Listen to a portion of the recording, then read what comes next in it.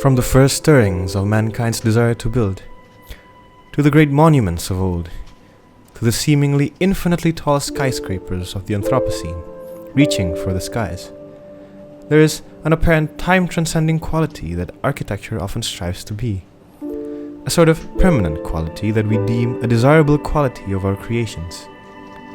This permanent quality often manifests itself into endless sprawls of monumental, permanent built environment. Permanence is so fundamentally ingrained into our ways of building that it shapes our cities and landscape with an unyielding rigidity.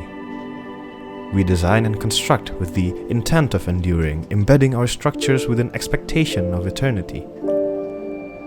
However, in our present-day cities, constant change has become the new standard. We conceive these grand structures with the illusion of eternity only to witness them fall, making way for the new, a continuous cycle of demolition and rebuilding. This, along with the man-made environmental crises of the ages, epitomizes what often is the state of mankind's built environment. The more permanent we strive to become, the more impermanent we realize we are. Yet, this realization offers a transformative insight.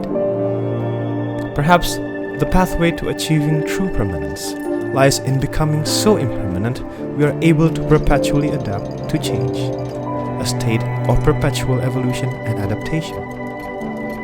Perhaps the path to humanity's future lies not in the blind pursuit of permanence at all cost, but in our capacity to embrace impermanence as a basis for advancement and collective resilience.